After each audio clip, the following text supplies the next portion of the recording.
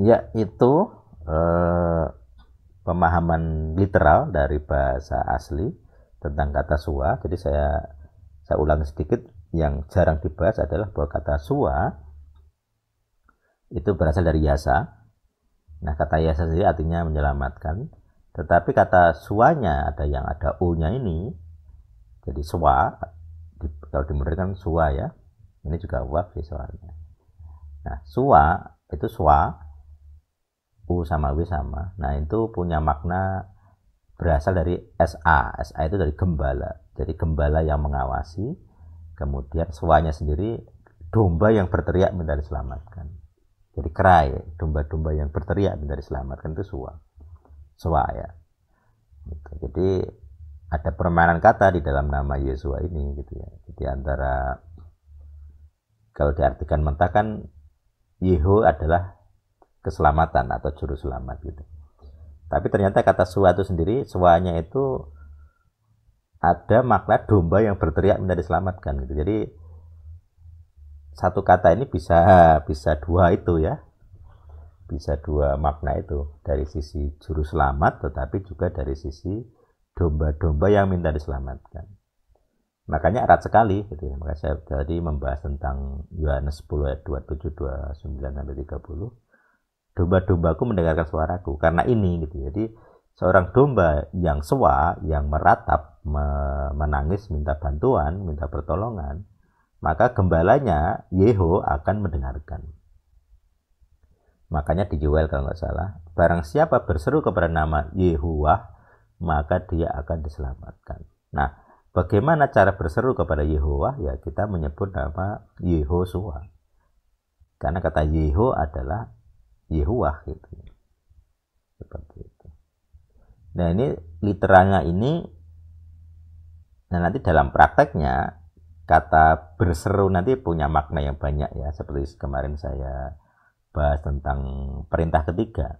Jadi kata menyebutnya ternyata nggak ada. Jadi menyebut nama Tuhan itu tidak ada, kata menyebutnya tidak ada. Yang ada adalah meninggikan ternyata.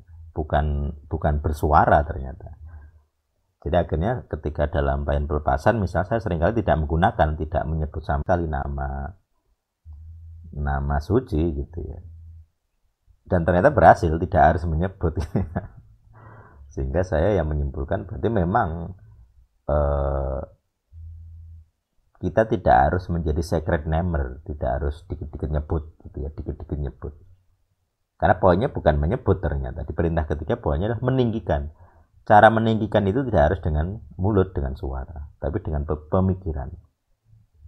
Makanya seringkali saya deklarasinya dengan pemikiran saja, tidak pernah terucapkan tetapi berhasil gitu.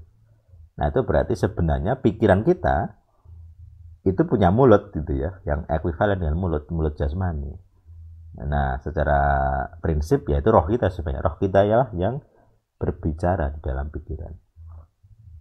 Makanya saya sering bahas, pikiran kita adalah manifestasi, ideologi kita adalah manifestasi roh kita.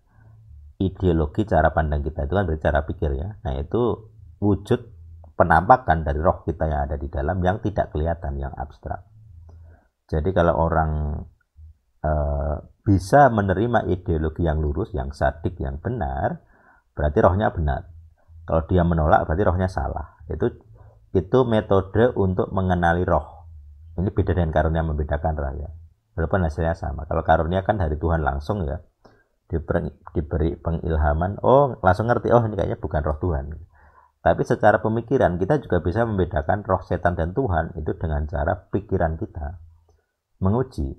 Kalau pikiran itu berasal dari roh Tuhan, maka ada ideologi ketuhanan di situ. Kalau ideologinya kesetanan, berarti secara kasar kita sudah bisa mendapat petunjuk sepertinya itu bukan dari Tuhan. Itu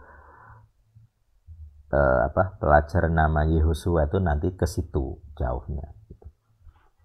Ya, demikian materi singkat kita. Mungkin nanti ada pertanyaan dan lain-lain bisa ditanyakan.